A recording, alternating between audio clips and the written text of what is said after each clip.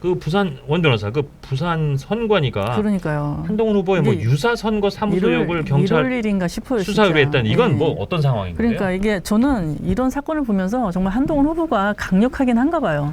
지금 특검에서도 출금해놨잖아요. 예, 뭐 출금 뭐 한 달 영장. 예. 근데 지금 뭐 누가 그러니까 보궐선거에서는 선거사무소가 하나만 있어야 되는데 공직선거법에서 예. 그러니까 유사 선거사무소를 설치하면 공직선거법 위반이에요. 그렇죠. 근데 이게 뭐 부산 북구 덕천동에 유사 선거사무소가 하나 있다. 누가 신고를 했나 봐요. 예. 근데 부산 선관위가 나가 봤어요. 예.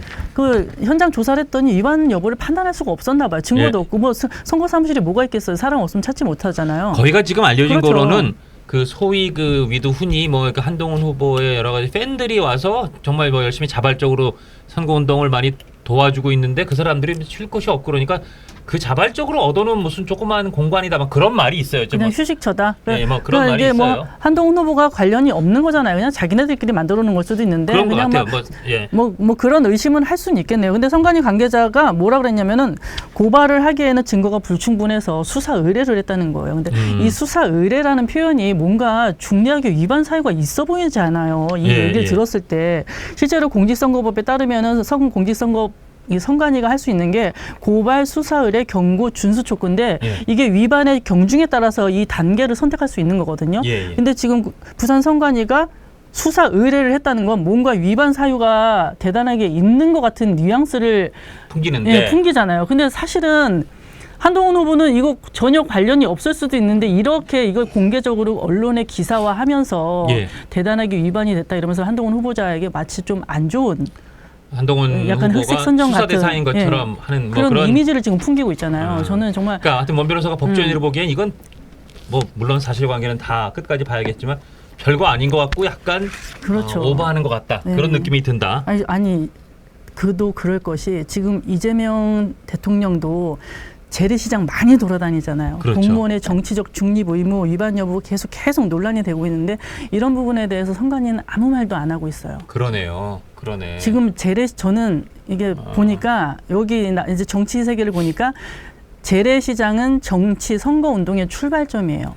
대통령이 민생을 이렇게 시찰한다고 하면서 지금 선거 운동 기간에 재래시장을 다니는 게 이게 오얏나무 아래서는 가끈도 고치지 말라 그랬는데 물론 본인의 의도는 다르다 하더라도 오해 살 일은 선거운동 기간에 하면 안 되거든요. 원래 저렇게까지 그렇죠. 안 했죠. 어느 정도 자제했고 특히 지적 들어오면 자제했는데 이번 이재명 대통령은 뭐 어쩔 건데 약간 그런. 지금 울산에 가서도 재래시장을 갔고 성남에 가서 성남 모란시장도 갔고 이번 부산에 가서도 또 자가치 시장 갔나요? 무슨 시장 갔나요? 무슨 시장 갔어요. 이틀에 걸쳐서 부산에 있었잖아요. 이런 것들이 문제가 될 수 있는데 이게 약간 선택적으로 지금 선관위가 움직이고 있는 느낌? 공정하게 법을 집행을 해야지 누구한테는 엄격하게 수사 의뢰하고 누가 공무원의 정치적 중립 의무 계속 언론 기사가 나는데도 이 부분에 대해서 침묵을 하고 있고 이러니까 자꾸 관건 선거 이런 얘기 비판이 나오는 거잖아요. 선관위가 좀 오해를 살 수 있다라고 또 얘기를 하네요. 선관위에서도 이제 이거에 대한 질문을 이제 처음 기사가 나왔던 이제 기사 보도를 보니까는 만약에 이제 자원봉사들이 모여서 쉼터로 쓴다고 하더라도 그 안에서 자원봉사 하시는 분들에 대한 교육을 한다거나 뭐 그 어떤 기획을 한다거나 이제 이런 걸 하게 되면은 선거 사무소를 볼 수 있다라고 선거 사무원도 그렇게 이제 부산에 있는 선관위도 그렇게 일단 얘기를 했다고 합니다. 그러니까 이제 의심스러운 부분이 있는 건 사실이지만 이걸 확정지어 가지고 유사 선거 사무소다라고 이제 할 수는 없기 때문에 수사를 해서 그 당시에 예를 들면 그 공간을 빌린 사람이 있을 거 아닙니까?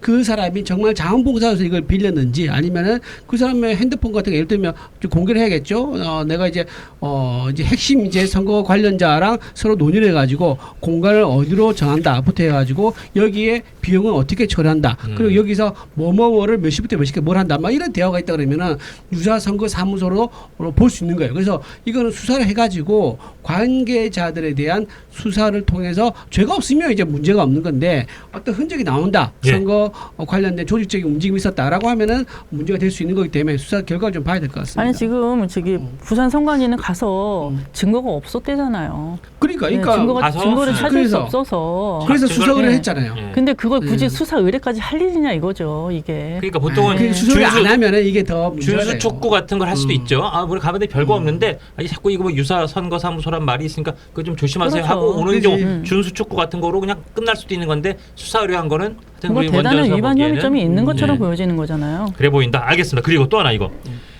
어제 저희가 그 부산 북갑 토론 끝나고 바로 저희가 기민하게 문제수사하면서 짚어드린 것처럼 뭐 재밌었어요. 아주 저 한동훈, 하정우, 박민식 세 후보 토론이 아주 뭐 서로 그냥 뭐 치고받는 UFC처럼 치고받는 재밌는 토론이었는데 그 중에 하나 저는 핫 포인트가 소위 그 100억 날렸다 이 구설에다가 이해충돌 논란까지 겹친 게 그 업스테이지 주식이잖아요.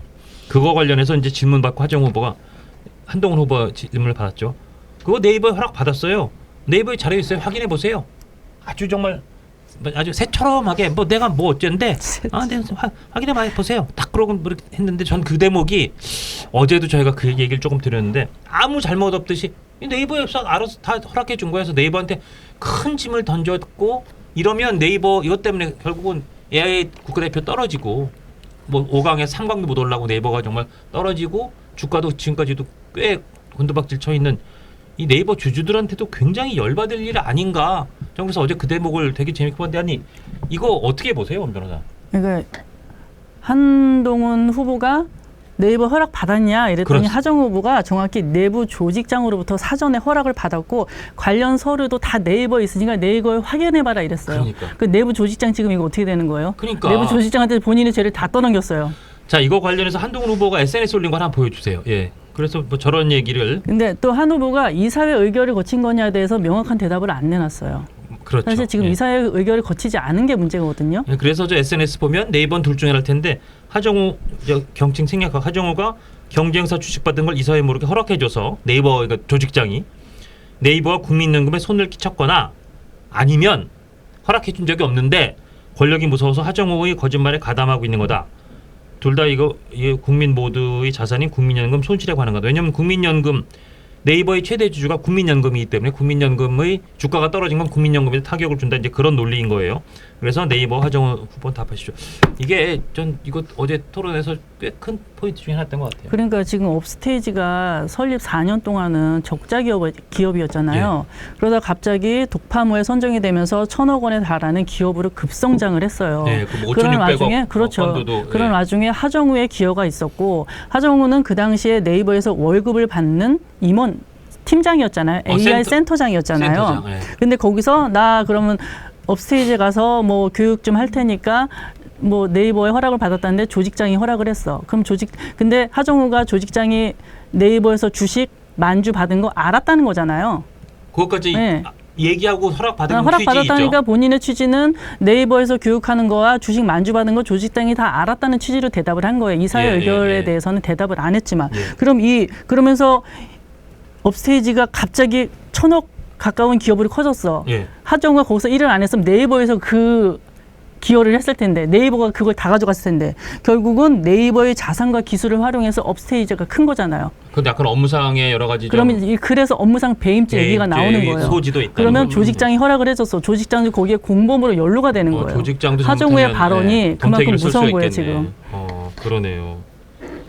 이거 어떻게 보세요? 이준호 대변인 하정우 후보 비판을 하셔야죠. 네. 예. 아니 워낙 약간 질문이 내가 왜 나를 왜 하정우 대 비판하냐 이제 이렇게 느껴지는데 아닙니다. 워낙 원변이 하정우 후보의 문제점을 잘 지적했기 때문에 제가 공감하는 차원에서 방해 안 하고 조용히 듣고 있었다.